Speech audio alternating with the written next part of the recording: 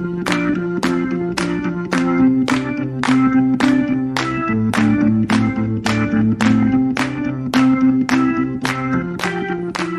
replay is confirmed. The on-court decision is a 2-point field goal.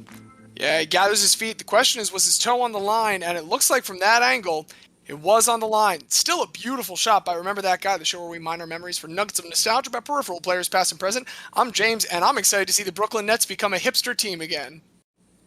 It's the ideal scenario for Ben Simmons because they are expected to suck, but we have a very special guest with us this week. This guy has never sucked, not once in his life. Special guest, please introduce yourself. I'm the normal special guest, Xavier, and watching the Nets implode within 3 years has been a total delight because it distracts from the terrors of my own team, which, as I said last week, we're going to do something interesting, and they have. We got something else interesting this week. We have another special guest. We were double booked and we were able to make room for a true hooper. And by true hooper, I mean the only person currently on this edition of the podcast who ever played basketball above an AAU level. Please introduce yourself, sir.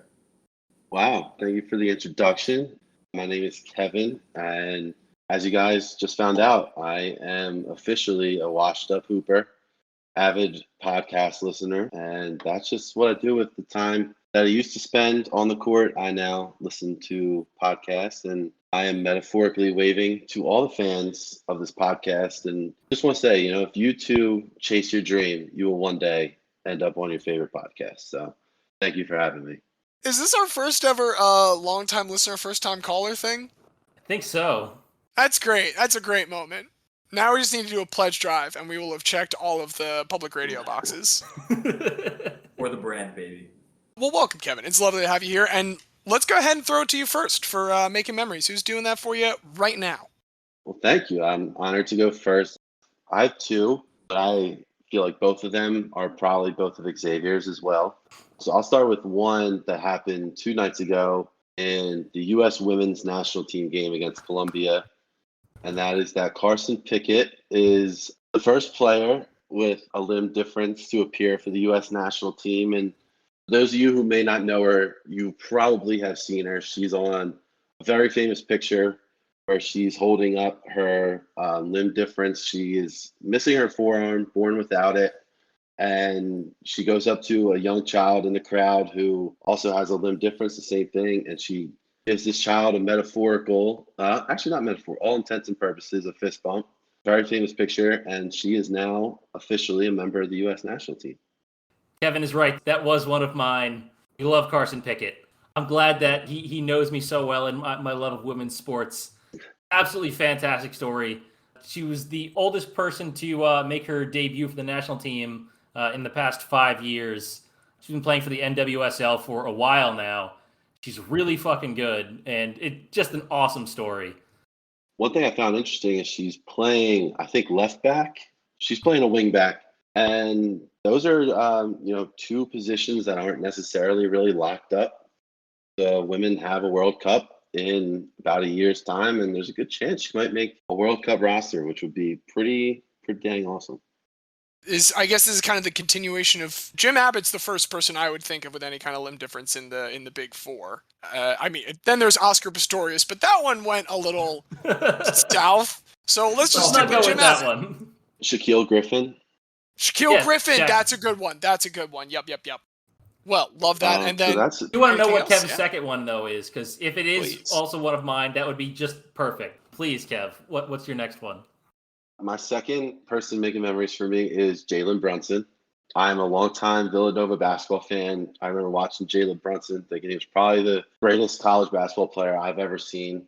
2-time national champ, goes in the second round. All the typical measurements didn't really go his way. He wasn't the quickest, wasn't the tallest.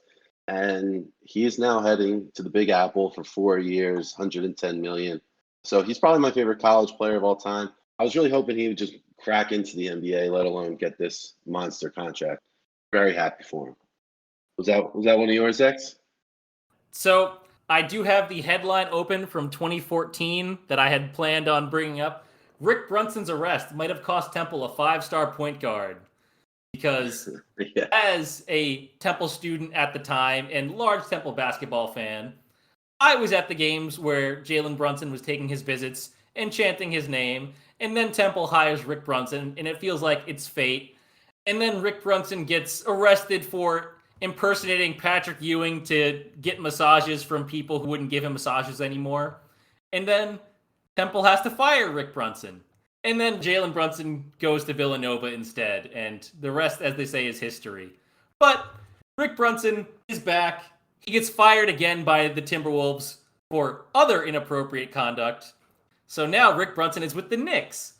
And so now Jalen Brunson is joining the Knicks. So it's like, I missed out on them in college, getting them again now. It's okay. It's whatever. I hope he does well, because otherwise the Knicks, everyone will laugh at them again.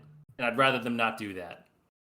I very badly need Patrick Ewing to confront Mr. Brunson about that little brouhaha back in the day, now that he's with the Knicks.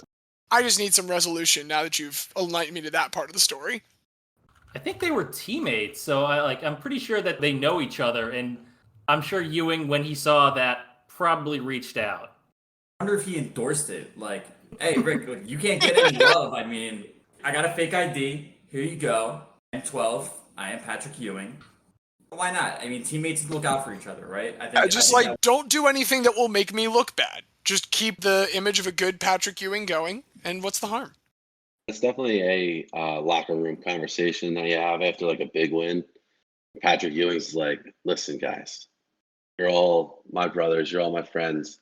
You can impersonate me anytime you want. And then Rick Brunson took him up on the offer, and he didn't like it. He probably gave him the green light. See, like, Rick Brunson can probably get away with it, but like John Starks, probably a little too short. But before Kev steals another person that's making memories for you, Xavier, I think you should go now. While you still have one left, yeah. It's all right. I still got two quick ones. One, I saw that the Women's College World Series had a higher television rating than the Men's College World Series.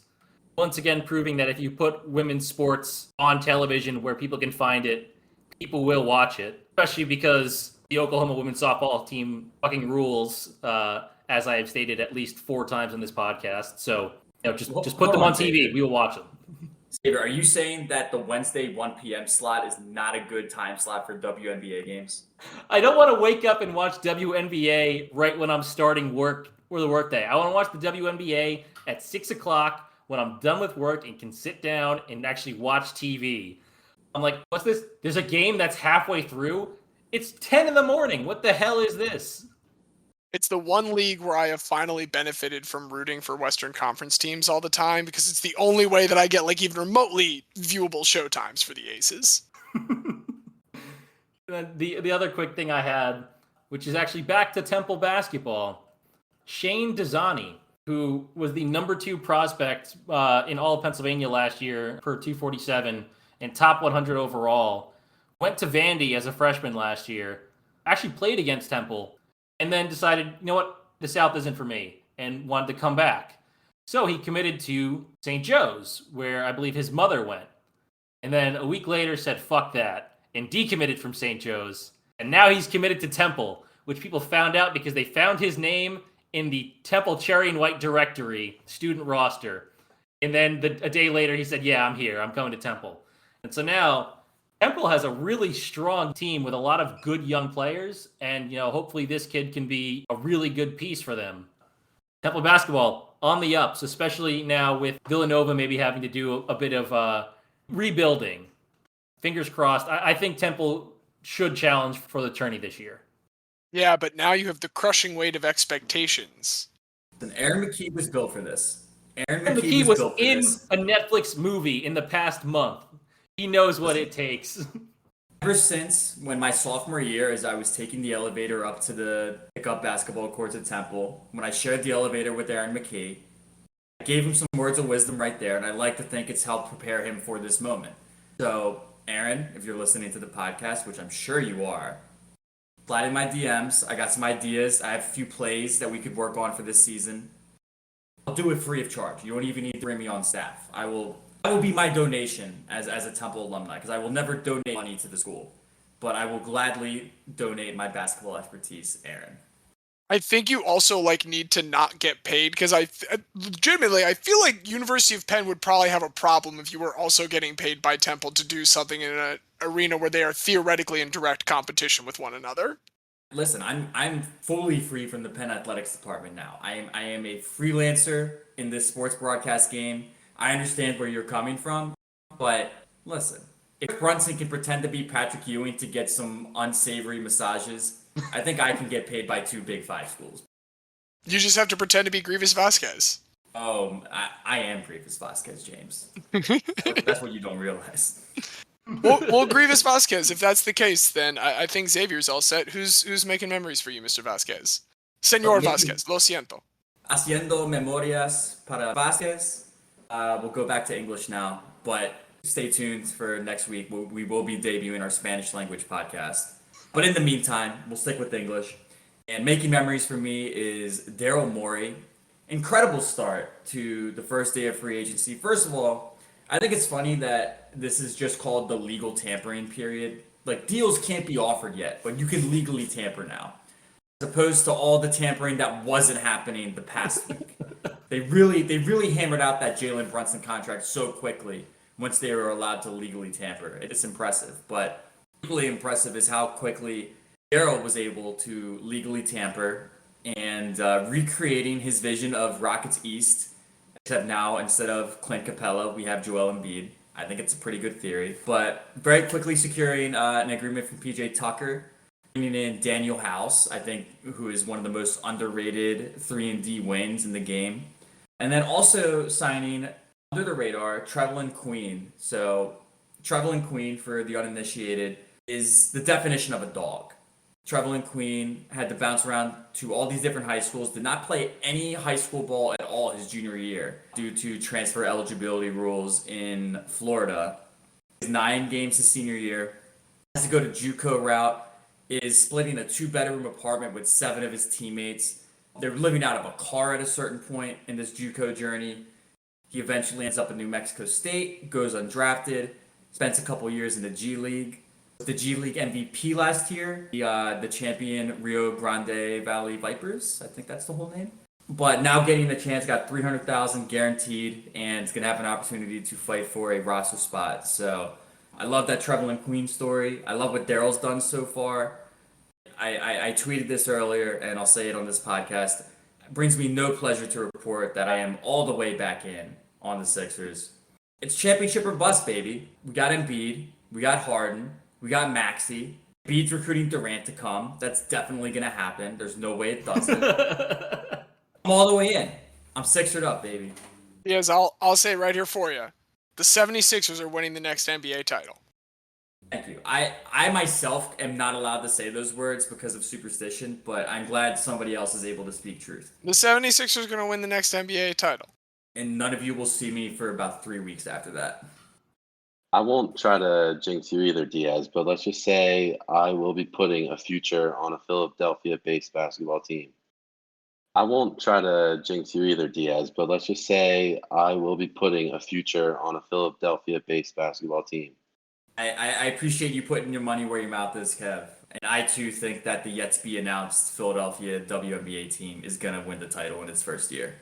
They'll have to do an expansion draft for the WNBA, right?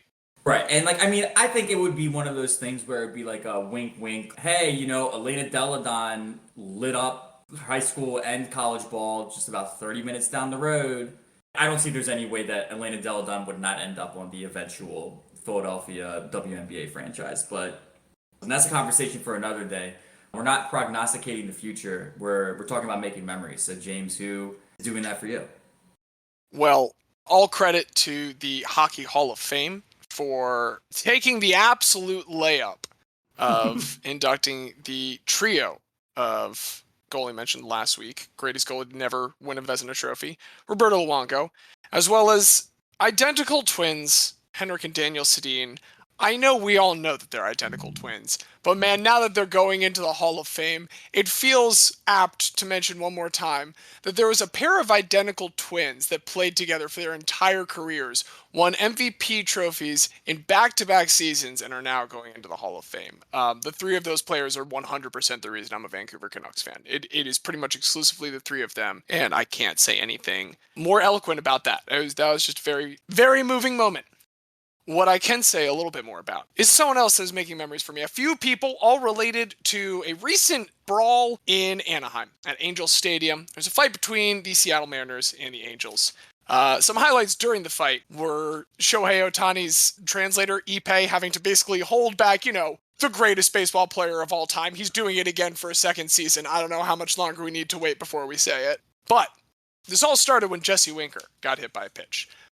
A Mariners fan decided that, now that Jesse Winker's kicked out of the game, he could probably go for some pizza. And so, at Sophie Ballgame on Twitter, ordered a pizza from Mountain Mike's Pizza in Anaheim via DoorDash to be delivered to Angel Stadium.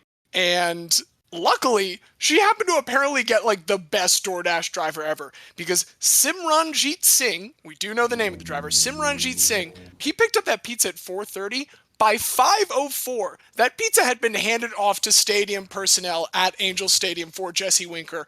Jesse Winker got that pizza, and we do have confirmation, based on his DMs to Sophie Ballgame, a pretty good pizza.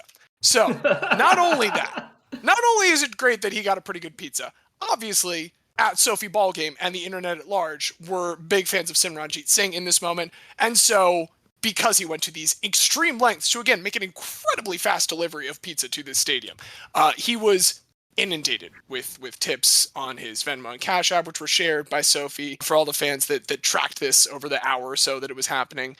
And he got so much that he donated a large chunk of it to St. Jude's in Dallas, which was then matched by Mountain Mike's Pizza in Anaheim. They matched the same donation of Simranjit Singh to them. So just an all-around feel-good story that is at Sophie Ballgame. And hey, if you want to follow Simranjit Singh on Twitter, that is at JeetBamra4.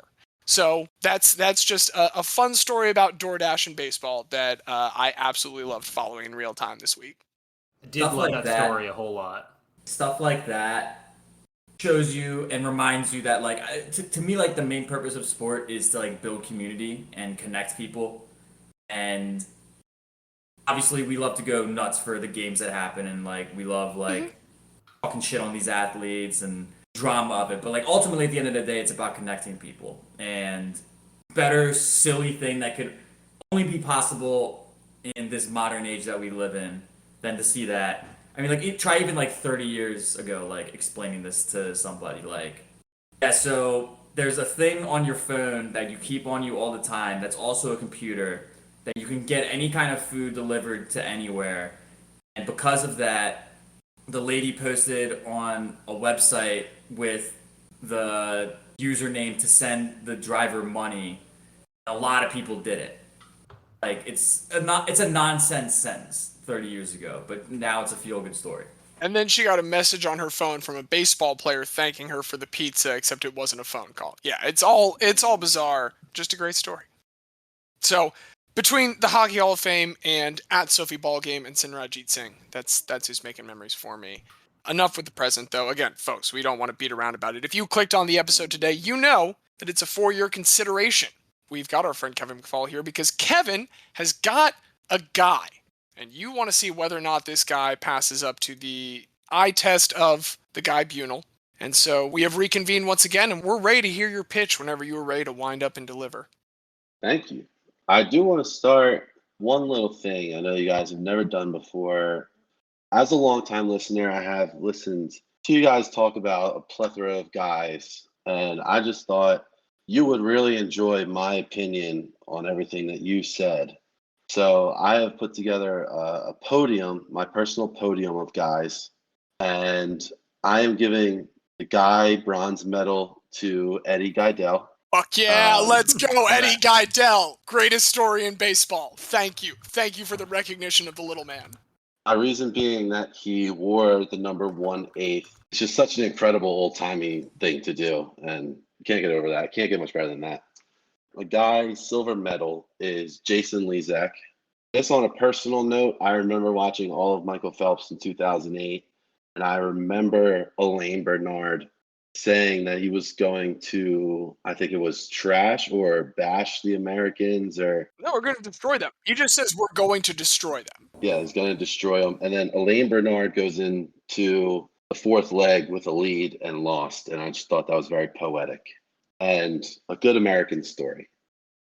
I had to get Diaz in here, so a special consideration for Clarence Gaines. Love the story, and I love the story of them essentially being like, you're the football coach, you're the basketball coach, the track coach, you're the AD, you're the trainer. He's just like, all right, I'm just going to do them all and just go be a Hall of Fame coach. So that was a special consideration. My guy gold medal goes to Duncan Edwards. Yeah.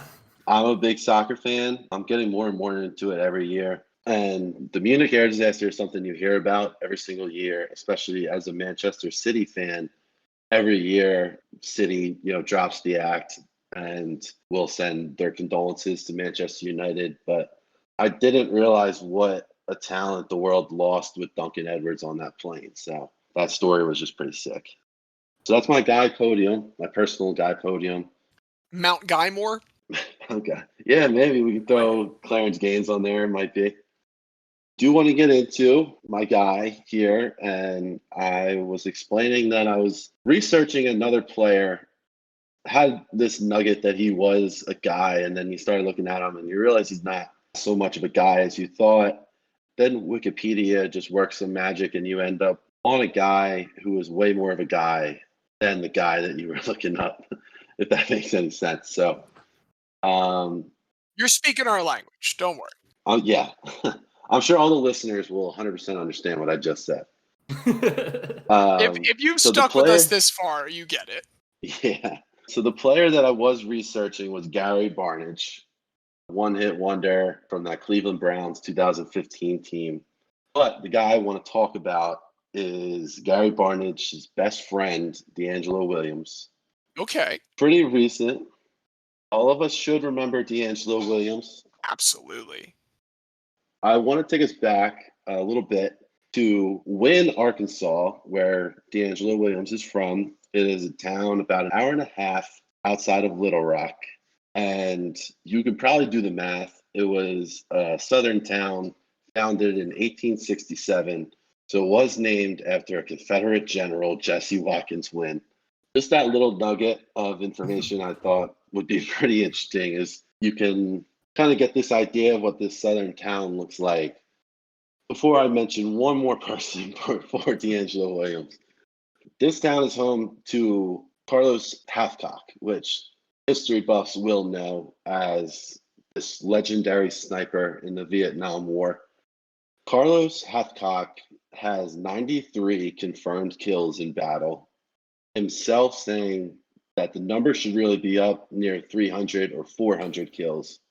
For 35 years, he held the record for the longest confirmed kill with a modified Browning machine gun, where he killed a Vietnam soldier from over 1.5 miles away in Jesus 1967. Christ. A mile and a half? Mile and a half, 2,500 yards, they said. Again, this record held until 2002. So think about all the technology that had to come along for someone to best this guy. My cousin was a sniper in the Special Forces, so that's just an insane number to me. That's wild. Here's the scale I want to put to that. What year did you say that was? It's 1967. It was the Vietnam War.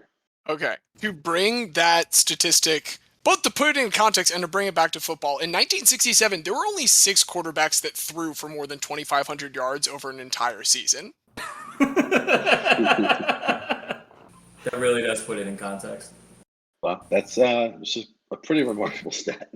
So this record holds for 35 years. He's still an icon. Chris Kyle looked up to him. And there's just one more quote I wanted to read for you to fully understand Carlos Hathcock.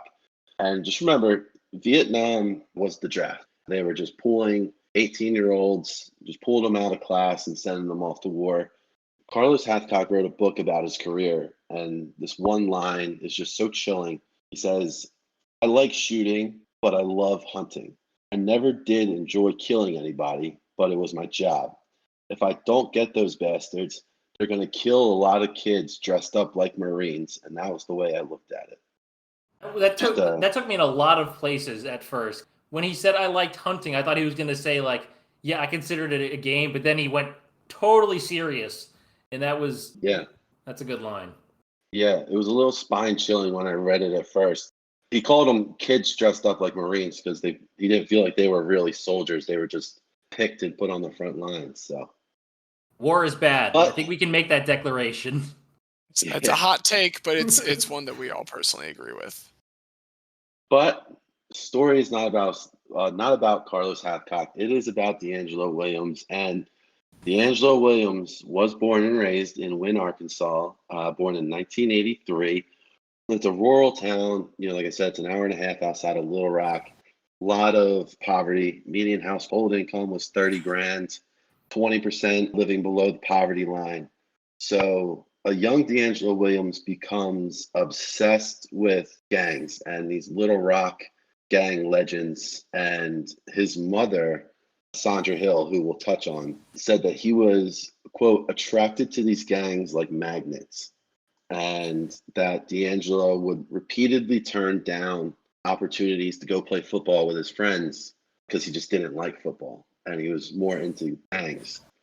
Finally, he plays a game of schoolyard pickup football, and he says after that he was hooked. His mother said that game of football saved his life, which is a pretty great story when you think about where they come from. It's a really, really rough part of town. DeAngelo Williams obviously makes it out, or we probably wouldn't be talking about him. At Wynne High School, DeAngelo fractures his foot his sophomore year, and I'm sure Diaz can attest, nothing is worse than a fractured foot, being a lifelong Sixers fan. It is the absolute worst. Right, and as we know from our experiences with Joel Embiid, there was a lot of doubt whether he was going to really play, but thankfully he was young enough and he wasn't 7 foot, 300 pounds, so he heals his foot. There's a little bit of uncertainty, and obviously he's in love with football at this point, so he's determined to get back. His junior season, he puts up a very humble 1,000 yards and 14 touchdowns on his way to first team All-State just less than a year after fracturing his foot. I say humble because in his senior season, on his way to a state title, he had 2,200 yards, 34 touchdowns, 10 yards per carry, first team All-State, and a state title. And in the state title game, he ran for 306 yards and 6 touchdowns. That's ridiculous. That's like the freaking Did anyone else score? Did anybody else on the team score if he ran for 306 yards and 6 touchdowns? I did not pull the final score, but I got to imagine 42 would have been enough to win the game with them winding the clock with 300 yards rushing. That's just making me think of Derrick Henry's high school stats where it's like 400 yards, 270 yards, 500 yards. Like, that's ridiculous. It always blows my mind to see the stats of, even like I saw Reno Mahe's high school stats one time, and they were absurd. And Reno Mahe was just a glorified punt returner for the Eagles for like 5-6 seasons. It puts it into perspective, like there's levels to this. You might have been decent on your high school team, but if you were going to go pro and you're not getting at least 250 yards a game, what were you even doing? Yeah, my favorite stat there was that he had 10 yards a carry. Just give him the ball and you got a first down. But the difference between him and Derrick Henry is that DeAngelo Williams is like 5'10". Derrick Henry is 6'2", like 250. He looks like the dictionary definition of a running back. He has like the exact body size, the exact build. If you show a lineup of NFL players and ask what he plays, it's very clear it's running back. Yeah, he's a running back. DeAngelo Williams, also very fast. He won the state title in the 200 meter, won the silver in the 100 meter dash, and his team won the silver in the team event. This would all lead to him to commit to his home state, the Arkansas Razorbacks. However, in his senior year, he decommitted from Arkansas, opened up his recruitment to Iowa and Ole Miss, but would inevitably go to University of Memphis. From everything I've read, just a shock commitment, especially the fact that he turned down Arkansas, even Ole Miss and Iowa Power 5 programs. He would go to lowly Memphis as a 4-star recruit. No one could really understand why. But if you remember anything about DeAngelo Williams, you will know that he was an absolute human highlight reel in college. And I want to preface all of this. Memphis had not been to a bowl game since 1971. So this is now 2003. This is not the current American Memphis that played Penn State in the Cotton Bowl. No, Yes. This is pre-conference USA Memphis? Or are they This was conference? conference. Paxton Lynch had not even thought of going to Memphis yet. Not a thought. Their halls had not been graced by the college excellence of Paxton Lynch. They did not. They had to get graced by DeAngelo Williams first. On a 31-year bowlless drought, he goes to Memphis, and his freshman year, 2002, it's a very modest 700 yards and 5 touchdowns. I'm going to say it again. I say modest because he just keeps getting better.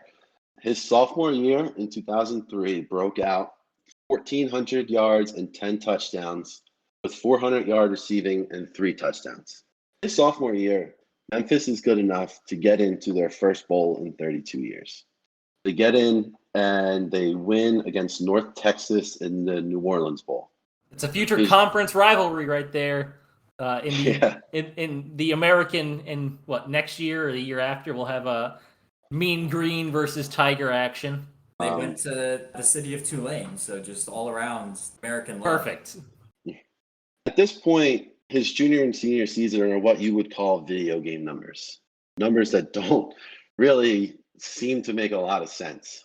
His junior season in 2004. In 2004, it is an important year, and we're going to touch back on that. 1,950 yards. That's 1,950 yards, just shy of 2,000, and 22 touchdowns. Second consecutive Conference USA Player of the Year in 12 games. Fuck. This would be another season where they've now earned a second consecutive bowl bid in the GMAC Bowl against Bowling Green, where DeAngelo Williams in the third quarter would break his leg. Oh, no. He goes down in the final game of his junior year. Coming off of a broken leg, you don't really know what to expect.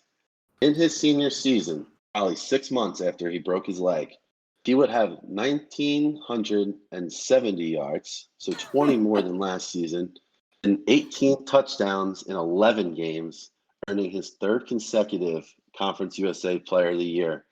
And Memphis would go on to win the Motor City Bowl against Akron. So in 32 years, they don't have a bowl. DeAngelo Williams shows up, and he wins 2 out of 3, maybe a third if he doesn't break his leg in the third quarter. That's just ridiculous that he breaks his leg and then has a better season in less games.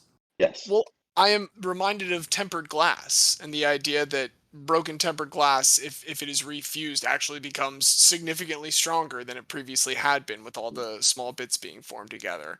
So I think DeAngelo Williams is made of glass, and I think it's tempered glass. It's the good kind of glass. Yes, so major injuries in both his high school and college career, they obviously don't stop him. In his senior season, he was the runner-up for the Doak Walker and 7th in Heisman voting. This is 2005. Do you guys remember who won the Doak Walker? Reggie Bush? Reggie Bush. Yeah, Diaz. And there's a reason that I didn't ask who won the Heisman, because no one won the Heisman. Oh, right. It just Stupid doesn't NCAA. exist. Oh no, that guy vacated one. I saw it on the list. Nothing worse than trying to vacate a trophy or a title after the fact. We all know what happened. It's one thing if they were all on steroids or some shit. You just got some money. Didn't make him play better. He was still the best player in the country that year. Give him back the Heisman, damn it. My favorite thing is when they said, we're going to vacate the title. People say, give it to the runner-up. Me personally, I would never accept it as a runner-up. So that is DeAngelo Williams' college career. I did want to leave you with a couple notes, and these are actually cherry-picked stats to try to keep this a little more condensed. second and eighth highest scoring season in Memphis history, points-wise. That is second and third amongst non-kickers, only behind Darrell Henderson for the Rams. He is the fourth highest scoring career in Memphis history, highest among non-kickers. And these are, Jake Elliott, Steven Gostkowski, very good kickers at Memphis. Most touchdowns scored. In 2004, the program had 53 touchdowns, and he was responsible for 23 of them. He is the first, second, and fifth highest scoring rushing season, yardage-wise. He's the all-time leading rusher by more than 2,500 yards at his own program. Darrell Henderson has 3,500. DeAngelo Williams has over 6,000 yards. I doubt that'll ever be break because running backs won't stay for 4 years now. Like, even if they're not going to get drafted, just to give yourself a better chance of sticking, like, as a UDFA. So he'll probably keep that record forever. He does hold an NCAA record to this day, and that is a career number of 100 rushing yard games, 34 100 rushing yard games. You got to think he really probably only played 48 if he's lucky. He is sixth all-time in rushing in the FBS, fourth all-time in all-purpose yards in the FBS. He has his number 20 retired at Memphis, and he was, most importantly, a 2005 Playboy All-American. Yes, I just read an article about the Playboy All-Americans. That's what he was really going for all those years. So, terrific college career. He's actually up for College Hall of Fame induction this year. So pretty important that the committee listen to this podcast and hear my pitch for him. So put DeAngelo in the College Football Hall of Fame. Absolutely. So in 2006, DeAngelo Williams will get selected with the 24th overall pick to the Carolina Panthers. Highest pick out of the University of Memphis since 1977. His first two seasons, rather unimpressive, typical young running back. He's backing up Deshaun Foster. In those two seasons, though, he would have 500 and 700 yards, respectfully. And he had 5 touchdowns in 2007, which showed a good amount of promise to let Deshaun Foster go and let DeAngelo Williams take over. In 2008, he's primed to be the lead back. But 2008 would bring 2 of the most important people in DeAngelo Williams' life. One of them was my original guy, Gary Barnidge. He gets selected by the Carolina Panthers, plays 5 years for them. The other one is a guy that he would become so synonymous with, and that is Jonathan Stewart. Jonathan Stewart and DeAngelo Williams formed this two-headed monster that in the first 2 seasons just seems unstoppable. 2008, this would be DeAngelo Williams' best season in his career. He's the lead back, but Jonathan Stewart is a rookie not too far behind him. DeAngelo Williams goes out, and he has 1,500 yards and 18 touchdowns. Rookie Jonathan Stewart would have 800 yards and 10 touchdowns. This would lead Carolina to a 12-4 season, the second seed in the playoffs. Unfortunately, doesn't go their way. They lose to the Arizona Cardinals, who eventually lose to the Pittsburgh Steelers in an all-time classic Super Bowl. But DeAngelo Williams earns his first bit of hardware here. He is the NFL's most improved player, and he is second-team All-Pro. But he does not make a Pro Bowl because the fans of the Washington, now Commanders, stuffed the ballot box for Clinton Portis, and Clinton Portis was the Pro Bowl running back. Not the guy who scored 18 touchdowns, just Clinton Portis. Can't trust those comments. I hate that franchise so much. Pro Bowl is meaningless. All Pro is by far the more important. Yes. Well, unless your Can't trust those contract comments. language specifically mentions Pro Bowls. Yeah, well, he's still on a rookie contract at this point, but it is really good that he racked up a second-team All-Pro on his rookie contract. In 2009, this is when the two-headed monster breaks out, and he set a unique record for the 6th pair of teammates to rush for 1,000 yards at the time, but the first pair of teammates to rush for 1,100 yards. DeAngelo Williams would have 7 touchdowns, and Jonathan Stewart would have 10 touchdowns. However, due to a very tough schedule after going 12-4, they actually go 8-8 and miss the playoffs. This would start a bit of an unlucky run Where in 2010, DeAngelo Williams would get hurt. Jonathan Stewart, clearly missing his counterpart, would only rush for 2 touchdowns. And it would go 2-14, Carolina Panthers. Big fall from grace. But in 2011, they pick up a shiny new toy in Heisman winner Cam Newton. So that guy's pretty good. It was pretty good. Pretty good. They would also pick up the only tight end with a confirmed third leg, and that's Greg Olsen. They also I pick believe up.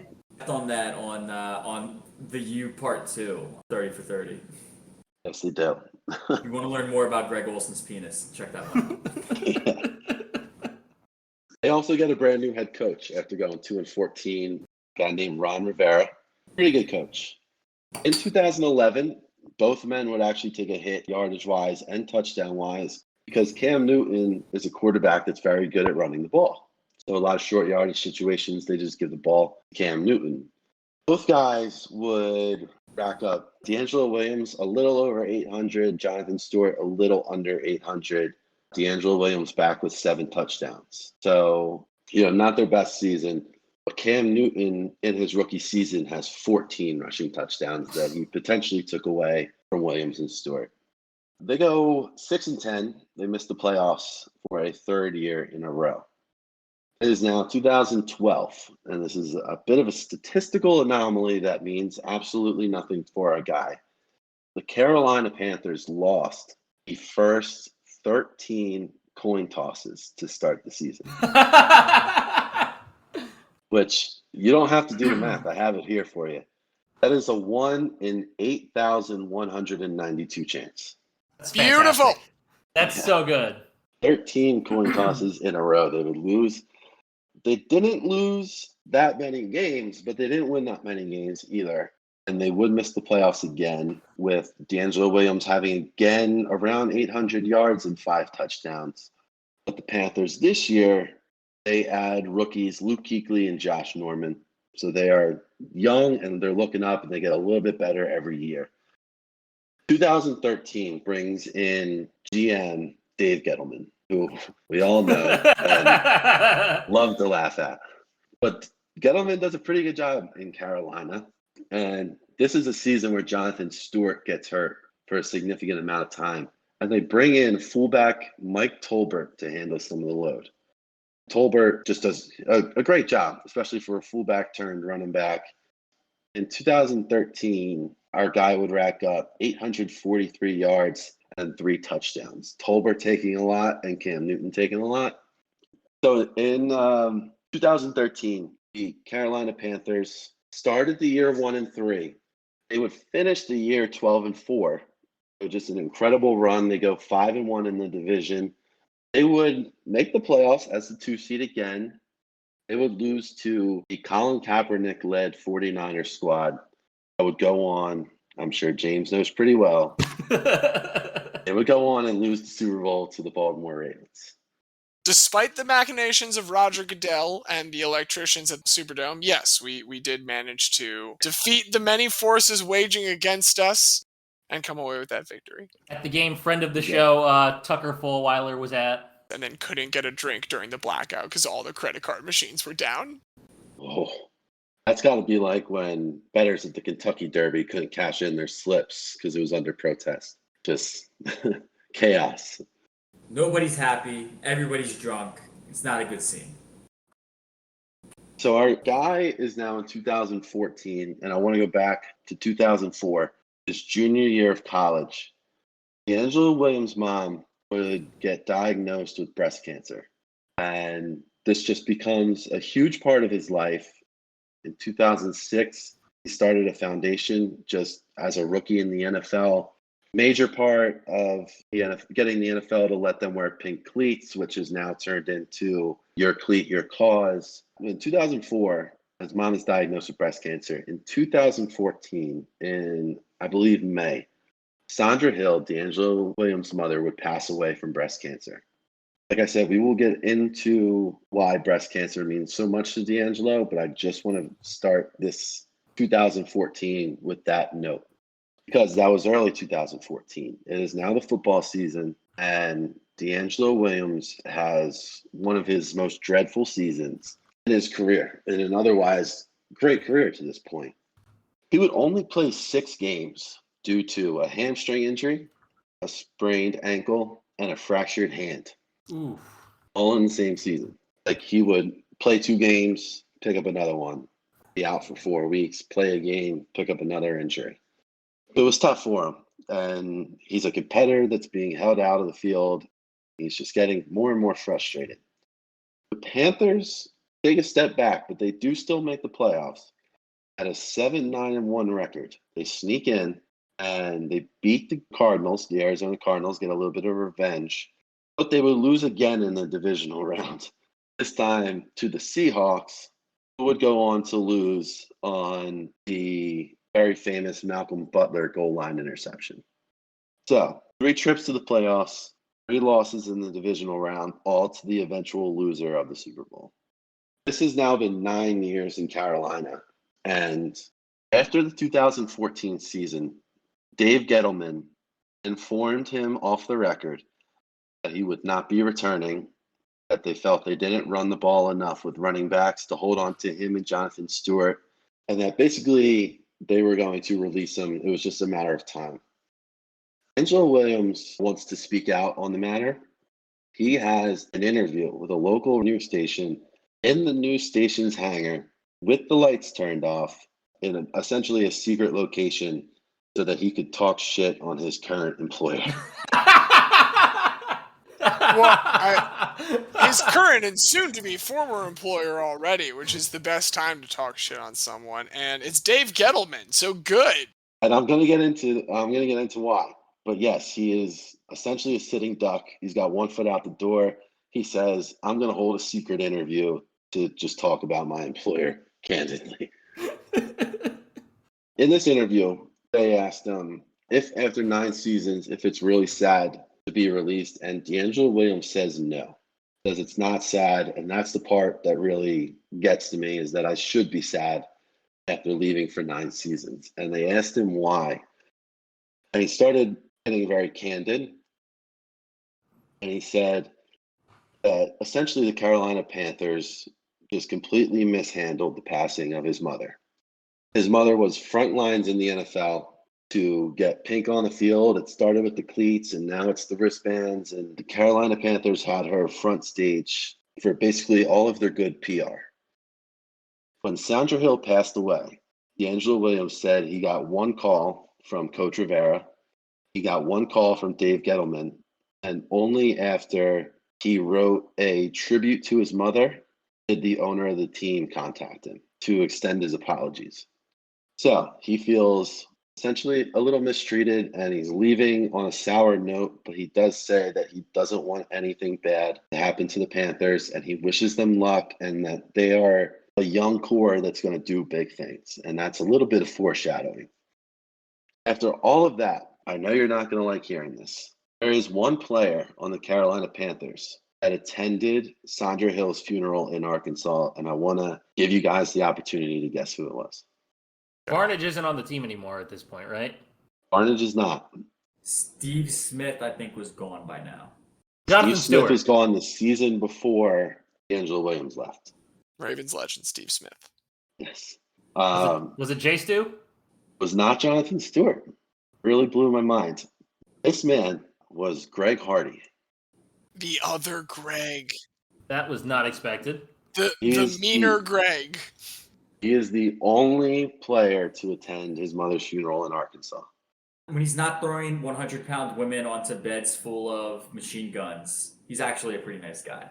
That blows my Well, mind. what does it say Just about like- the rest of the Panthers that Yeah. the worst player on the Panthers is the only one that went to the funeral? Obviously, don't expect every player to go, but you'd expect some of the ones who've been his teammates for a while and who have probably met his mom multiple times because of the PR campaign to go. It's not like it's hard for an NFL athlete making millions to get a flight to Arkansas. Like, I would have expected at least 5 to 10 Greg guys to show fucking up. Hardy. That's very surprising.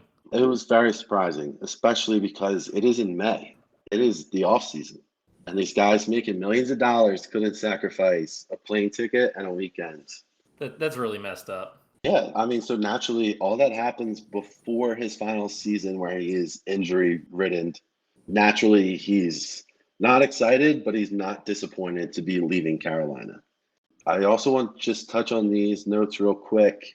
At the time of his leaving, he was the all-time record holder in yards rushed and touchdowns. Both of them have been broken by Jonathan Stewart, and the touchdown record, he is now third behind Cam Newton. But he does hold single season records for rushing yards and touchdowns. And what he would kind of be known for is he never really fumbled the ball. Most fumbles he ever had in a season was 3. In 9 seasons, he would leave with 12 fumbles for the Carolina Panthers. Pretty good. Pretty good. To put that in context, Jonathan Stewart has 24, so double, and Cam Newton has 56 touchdowns or 56 fumbles. So, little second half career resurgence, sort of a 1-year resurgence here. DeAngelo Williams in 2015 signed with the Pittsburgh Steelers on a 2-year deal. To start the season, he would start the first 2 games over a suspended Le'Veon Bell. And in week 9, Le'Veon Bell would go down with an MCL injury, and DeAngelo Williams took over for the next 7 weeks. He would go on to tie Marcus Allen for the oldest player to ever share a title of the touchdown trophy, I guess would be the word, the touchdown title. crown. Yes, he would share a title at the age of 32 for running backs. He would share the touchdown title with Adrian Peterson, Devontae Freeman, and Jeremy Hill. What a group. What a group that is. Hill. What a group.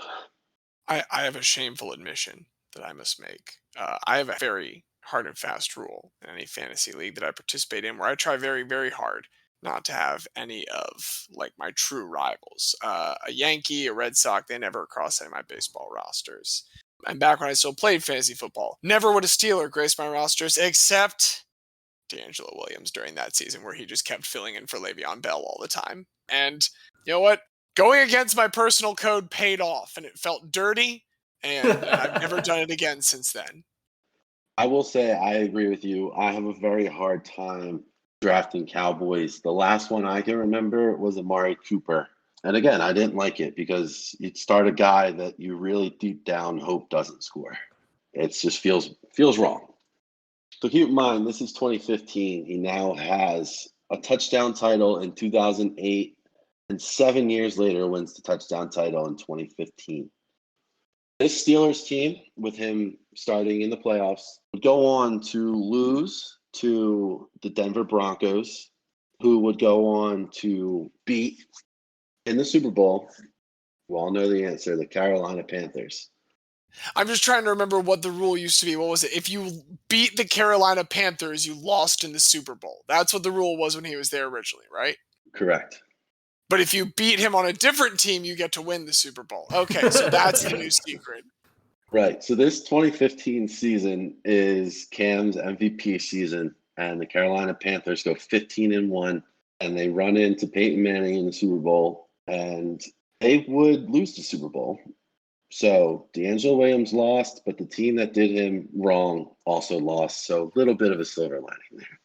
Let's also be more accurate and say they ran into the Denver Broncos defense and very much not Peyton Manning. Correct. They ran into Von Miller. That's really what happened. Just brief segue, because I'm thinking of that Super Bowl now. Where do you all fall on Cam going or not going for that fumble? Do you think it was a cowardly move? Do you think he should have gone in there? You got more game to play. You need your hands. It's a business decision. I wouldn't do it if I I'm don't a even think it's a quarterback. business decision. I think that's a rest of the game decision. I mean, that could be both. That was like almost a game at that point, though. I probably would have expected any position other than a quarterback to go for it. Right. But I just don't think quarterbacks are programmed that way. What I remember of it too is like it was kind of an awkward angle for him to go at it, where like I think he was worried about getting his knee rolled up. Anything happens in a scrum. I mean, what happens if someone grabs his leg and twists? We've seen that before. I don't want my quarterback in a scrum no matter what. Unless they're literally sacked and cannot get out of it. I don't want my quarterback in a scrum. They're too valuable. Totally fair. Good And we argument. digress. I just wanted to get everybody's opinion on that real quick, but please continue, Kev. Yeah, so naturally, I mean, he's a little upset for some of his teammates on Carolina, like Jonathan Stewart. But neither of them walk away from that season with a Super Bowl. And it is now his final season in the NFL, unfortunately, is the end of his 2-year deal. 2016, where he would again start the season for a suspended Le'Veon Bell.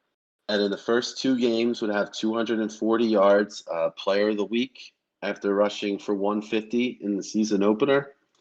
That would be the height of the season, as he would pick up injuries along the way. And to him, he felt like team success was greater. And this was still a good Steelers team, but he's not on the field very much. But to round off in sort of just what is a poetic way, the Steelers would lose in the AFC Championship to Tom Brady and the Patriots. And Tom Brady would go on to complete arguably the greatest comeback in Super Bowl history against the Atlanta Falcons and winning the game in overtime. So, James, to make this circle complete, on Carolina, he lost in the playoffs to the Super Bowl losers. And in Pittsburgh, he lost in the playoffs to the Super Bowl winners. And both times that the team went on to win, they won over an NFC South team. So there's that too. He did, yeah. That's just some extra seasoning. That's just a little bit of extra jambalaya spice on it. So 2016 obviously would be the end of his run as a player, but he has not stopped being very active off the field. And I'd like to get into that a little bit. And I would like to start with the most important part of DeAngelo Williams' life. Probably even during football, he probably valued this more, and that is breast cancer awareness and research. DeAngelo Williams' family has just a very, very sad story where his grandfather held a genetic marker predisposing his daughters to breast cancer. All 5 of his daughters got breast cancer. God damn. Yeah. As I said, in 2014, his mother, Sandra Hill, would pass away. Had a very, mind-changing effect on DeAngelo and how he had his outlook on life. But a really horrible part of this story is Sandra Hill was only survived by DeAngelo and her youngest sister, who just a few years ago also passed away from breast cancer, making it a mother and 4 aunts to pass away from breast cancer for DeAngelo Williams. It is an incredibly important cause for him. To the point, in 2004, DeAngelo Williams hears the news his junior season that Sandra Hill has been diagnosed. It is not a shock. Sandra Hill lost a sister in 96 and 2000 already, so it's not a shock, but it's something that he was prepared for, to the point that he told his mother to go get surgery, and his mother said that she will push off the surgery until his junior season was done, saying, quote, "Your off season is my off season, son." Oh. Yeah. So in 2006, his rookie season, he would establish the DeAngelo Williams Foundation, just dedicated to breast cancer research and getting women mammograms, getting them tested, basically as the best line of defense is what DeAngelo Williams says, to just voluntarily get tested once a year. Leading up to that I'm getting to 2015, DeAngelo Williams was so influential of getting players to be able to wear pink cleats on the field. Now the NFL lets you wear your cleats, your cause. And in 2015, he asked if he could wear pink accessories outside of the season. And the NFL, of course, told him no, that it doesn't fit the rule book of what is allowed in their uniform. DeAngelo Williams would go on to dye the tips of his dreads pink because the NFL could not tell him what color to wear his hair. Take that, Goodell. And the best part is, it got more negative press than they would have just letting him wear a couple wristbands. It's the Streisand effect. Yeah, it is. So he would dye the tips of his hair because the NFL said legally you're allowed to get tackled by the hair if it comes out of your helmet. So it's not a part of your uniform. He's allowed to dye his hair. Troy Polamalu could have dyed his hair pink and let it flow all the way down if he wanted to. In 2015 as well, he got fined for wearing eye black that had a pink ribbon and said "Find the cure" on it. The He picked up How much stupidest of a thing to heartless fine bastard do you have people to be to for. find someone for Yeah. that? he picked up a $5,000 fine for that. Jesus Christ, that's ridiculous. It was. But just to kind of paint that picture for how much it means to him, in 2006, like I said, he founded the DeAngelo Williams Foundation to honor his mother and 4 aunts. At the time, 3 of these 4 aunts had passed away. So it really did mean a lot for his mother and his lone surviving aunt to see what he was doing. And it started off, just as a money raiser. In 2014, when his mother passed away, he pledged to buy or to sponsor 53 mammograms for the women in Charlotte and Pittsburgh. And that is because his mother was 53 years old when she passed. She is the only one of the 5 sisters to make it past 50. To kind of spin this really depressing segment into some good news, Finish on a high note. this foundation has grown so much. They host an annual diathlon, which is just a play on his name, that raised $92,000 in 2021. And James, you'll like this. It is nothing to do with a swim. It is just a 5K followed by a 20-mile, a 30-mile, or a 40-mile bike ride. That So does sound pretty nice. you can go to Jonesboro, Arkansas, and run the race. Who wants to sponsor me to Arkansas? I'll do it. To this day, the DeAngelo Williams Foundation has sponsored over 1,000 mammograms in what started off as Pittsburgh and Charlotte. He then sponsored a hospital in Memphis where he went to college. And then he sponsored the hospital in Jonesboro, Arkansas, where his mother was receiving treatment, NEA Baptist. So there's these 4 hospitals now. DeAngelo obviously wants to take it nationwide. Since I knew that was going to be a little sad, I did want to give you what I found to be 3 of the most incredible nuggets of his life. And all of these are teaming with Gary Barnidge. I told you I'd get back to him. I'm finally doing it. Is Gary Barnidge and DeAngelo Williams became best friends, obviously playing for Carolina. They split up in 2014. Gary went to the Cleveland Browns. Gary Barnidge in 2015, when DeAngelo Williams was having a lot of success in Pittsburgh, Gary Barnidge went out and he put up 1,000 yards and 9 touchdowns in just one of the most insane anomaly seasons ever. I just want to say, in his 5 seasons in Carolina, he had 320 yards and 5 touchdowns. And he just doubled, almost tripled that in one season in Cleveland. Gary and DeAngelo, Gary would go on to be a groomsman in DeAngelo's wedding, which I don't know if many of you remember, was Walking Dead themed. I encourage you to just Google DeAngelo Williams' wedding. Bride and groom have fully done makeup. The bridal party is chasing them across hills, trying to grab them, all with their zombie makeup done. They get into the reception, and DeAngelo and his wife take the makeup off, but the bridal party does it, and they take more pictures. Oh, this looks awesome. Yes, and finally, everyone took the makeup off, but they have some of the craziest wedding pictures you'll ever see. Kind of is a little key that DeAngelo Williams might be a little bit of a nerd. DeAngelo Williams has proudly held that title. He loves video games. He loves wrestling.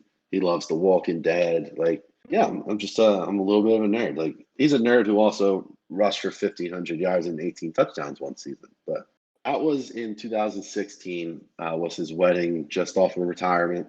In 2017, DeAngelo Williams and Gary Barnidge would show up to a taping of TNA Impact to back up former NFL player Quinn Ojanaka, who is better known as Moose. He is just a gigantic 6'8" former offensive lineman from Syracuse, turned pro wrestler. And this guy named Davey Richards runs in and he attacks Moose. Davey Richards gets separated, and Gary Barnidge and DeAngelo Williams get into the ring. They do this very cliche thing where Davey Richards slowly backs up, not realizing that 2 NFL players are there. He bumps DeAngelo Williams. He shoves DeAngelo Williams. DeAngelo Williams shoves him back, and Gary Barnidge gives him a body slam.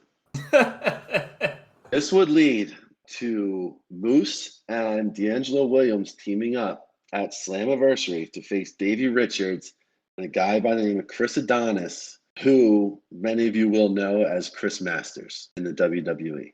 Goodness So they have gracious. this match, and Angelo Williams looks incredible. Like, he is fully in on the action. And Gary Barnidge is not getting in on the action. Gary Barnidge is still technically under contract, even though he won't play another down for the Cleveland Browns. Dave Meltzer is a longtime wrestling reporter, and he wrote, and I quote, "Angelo Williams has potential to be one of the greatest wrestlers I've ever seen," and compared him to athletes turned wrestlers such as Matt Riddle and Kurt Angle. That's pretty high praise. Very high praise. He added that it was the best in-ring performance from a celebrity that he's ever seen. Unfortunately, wrestling fans, DeAngelo Williams would retire 3 days after his match. He would get back in the ring once in a confrontation with Austin Aries, but it would ultimately go nowhere. He never made another appearance. After this, DeAngelo and Gary, you guys know what the Amazing Race is? Yes. Everyone knows what it is. So he and Gary Barnidge are now going to race around the world together. And they start off very slow. They finish 10th out of 11. So they avoid elimination on the first leg by one group. They would go on to finish in the top 4 for like the rest of the race. In the final 4, he's part of an alliance with the 4 remaining teams, and they turn on him. They turn on him and Gary because they don't want it to come down to a physical battle with 2 former NFL players. That's exactly what the players should be thinking.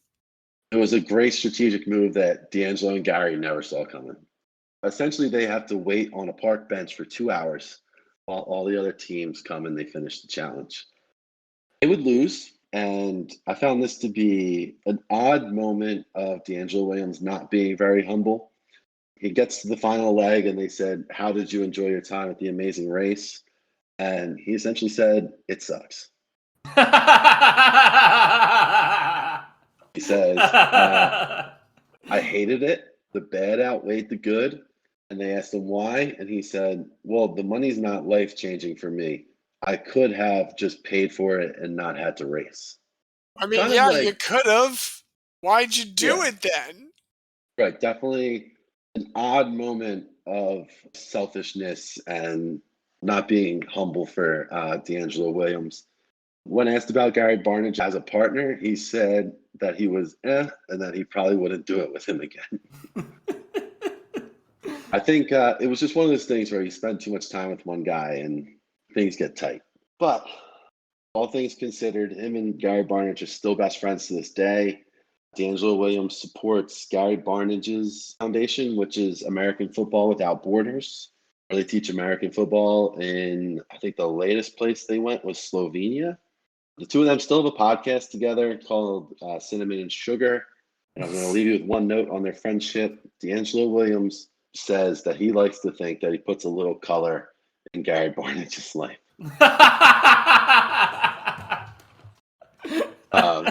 Because if you don't know, Gary Barnidge is just a goofy dude from Very rural white. Florida who went to Very, very college white. in Louisville, Kentucky. Like, he's yeah. So DeAngelo Williams is up for the College Football Hall of Fame. And I do hope he gets in, but I do hope that he gets in the Hall of Guy. I hope he's not too good for it. I was a little tentative about putting all of his records in, thinking he might be too good for this, but that's DeAngelo Williams. I'll tell you what, you did the smart thing of bringing a weird record. DeAngelo Williams checks a lot of boxes because he has that weird little record of being one of 2 people involved in being the only 2 people to have both 1,100 yards in a season. Look, is 1,100 yards a lot? No. But is 1,100 yards a lot for 2 guys to get together? Yes. And on the topic of 2 guys, his friendship with Gary Barnidge. It's great. Before I throw it to Diaz, I just want to say something I really liked about this is something that you made me think of, Diaz, when you kind of pointed out, like, look, anyone in college, you better be putting up 250 yards in high school every night. I don't think of DeAngelo Williams like as any kind of crazy, overwhelming NFL player, and to know that he was that much of an overwhelming force in college every time, how much of a jump that is. Like, you have to be an all-time great college player to be a pretty good NFL player for a long time. So DeAngelo's story hits on a lot of elements of Guy that I think are important. First of all, I'm a sucker for a redemption story, a salvation story. DeAngelo could have been sucked into the gang life, but found salvation through sport, as so many of us do. So I think that's really important. I love the dispute with the NFL over wearing pink and then finding his loophole with the pink dreads. I think that's fantastic. I love any time that somebody sticks a giant middle finger up to Roger Goodell. That's major Guy credentials to me. And I think another great element of so many guys in our hall is the postscript. It doesn't just end when the playing career ends. So going on to compete in TNA Impact, going on to compete in The Amazing Race with Gary Barnage, all of these elements really coalesce nicely into what we like to call here a guy. So, I mean, it sounds like he got one vote already from James. He definitely got one from me. Xavier, what do you think? I mean, so I've written this down right now, but you can tell that Kev both listens to the show and knows us, because I felt very pandered to this whole time. And it works. Flattery gets you everywhere. First We're not off, difficult people to figure out. Kev starts Yeah, out. you just got to know your audience. Kev starts off with making memories about women's sports being awesome and the Knicks. Then he gives Duncan Edwards his gold medal for best guy for best guy. And then he picks a guy who spent most of his career dedicated to breast cancer awareness advocacy, knowing how important that is to me, but who was also a nerd and who participated in reality TV and said that it sucked. Like, there's no better way to win me over. DeAngelo Williams 100% is a guy. Yeah, I knew when I started researching his breast cancer, all the work he did, I knew that I figured I had a vote from Xavier, and I thought Xavier might already know too much about him because of how much he did. So I'm glad you still enjoyed the story. I very much liked it. You said you need to know our audience, but clearly our audience knows us. I definitely, as Diaz said, intimated towards my vote. Before I say my final vote, this is what sealed it for me. I had, in the season that I had DeAngelo Williams, the only time I've ever broken, really, my divisional opponent won. Broke for DeAngelo Williams. I'm realizing, actually, I broke it twice that season. I also had Gary Barnage on that fantasy football team. And I'm thrilled to know that I had a pair of best buddies on the Baltimore Colts that season, which I think was before my now 6-year streak of not making. Yeah, I made the playoffs that year. That was back when like that happened to me sometimes instead of the last 6 years. I'm so glad to be able to look back on that Baltimore Colts roster even more fondly because of the best friend tandem of Gary Barnage and DeAngelo Williams. Diaz, would you like to do the honors? It is my great privilege, with the unanimous vote of this Guybunal, to commend you, Kev, on an amazing presentation, but more importantly, we are here to honor the guy, and it is such an honor to welcome DeAngelo Williams, a fantasy football legend, incredible advocate for breast cancer awareness, a professional wrestler as well. In the end, of all those things, the thing that we can at least bestow upon him is the title of Guy. So it is said, and so it shall be. DeAngelo Williams, welcome to the Hall of Guy. Welcome to the Hall of Guy, DeAngelo. And Kevin, thank you so much for the successful litigation on his behalf. Man, I also still can't believe it took us that long to come up with Guybunal. It was like more than half a year that we've been doing this before we finally got that. We love the wordplay here. Guybunal's real good. I forget, there's something earlier where I thought you missed a great opportunity for a guy pun, James. I'm going to have to listen to it after the episode comes back. And for next week's episode, I'll let you know where you messed up. There was a great opportunity for a guy pun, but listen, we can't get them all. Listeners, write in with missed joke opportunities. Just tell us what we fucked up, and then, we'll make sure we get it right next time. Well, on behalf of DeAngelo Williams, I do humbly accept the Hall of Guy. I will make sure DeAngelo gets his jacket in the mail. We'll make his jacket a pink one specifically. He would love that. Actually, if you go on the DeAngelo Williams Foundation website, he wears a pink tuxedo to his events. Fucking sick. That's fucking so he's sick. already got a pink jacket, but we just need to step it up a little bit. We'll get him an even crazier pink jacket. And James, you can thank DeAngelo Williams for losing to the 49ers so that you could beat them in the Super Bowl. It's true. I mean, we could have beaten the Panthers. We would have beaten anyone. We were a team of destiny that year. Again, they shut down the stadium to try and stop us, and it was not enough. Ray Lewis and his deer antler spray were going out on top. Totally legal. Yeah, and for anyone thinking about trying to make their own pitch, it is a lot of work, and you guys do this week in and week out, and I don't know how you do that. So props to you. I have like 6 pages of notes that I was trying to cherry pick from, but it is tough. Thankfully, James edits it when we talk too long. Yeah, that's also double the amount of pages that I have most weeks. So I'm usually at like 4 pages or so, but You guys take notes? I just riff, baby. I don't take notes. James edits out all of the bullshit. So yeah, and this is all going to be saved once again for our, what did we call the Chris Hardwick podcast that comes on after this? Talking Guy. Talking Guy, yeah.